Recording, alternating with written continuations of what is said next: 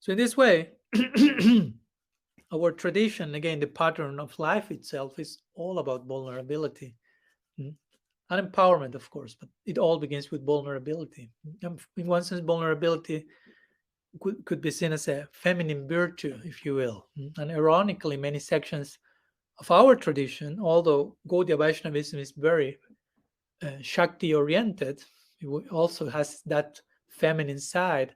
Many sections of our tradition do not reflect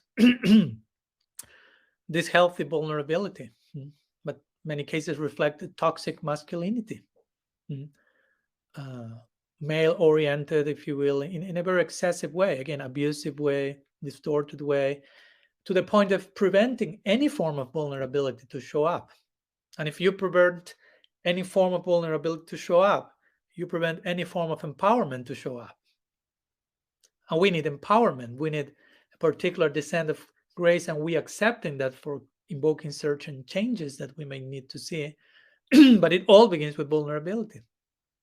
So if through toxic masculinity you don't want to have anything to do with vulnerability, immediately that prevents real empowerment to happen as well.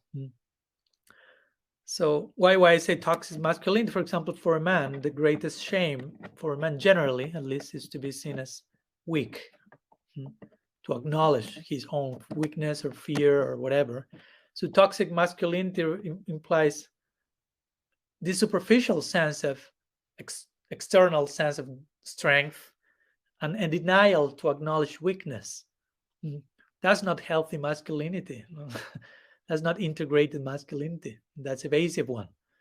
So if in our tradition, or in us, again, as individuals and as its members, if we are affected by this form of toxic masculinity, a false sense of strength, which is actual weakness, but unwillingness to acknowledge that, then we will be deprived, we will be disempowered due to our inability to embrace sacred vulnerability, due to our fear to do that.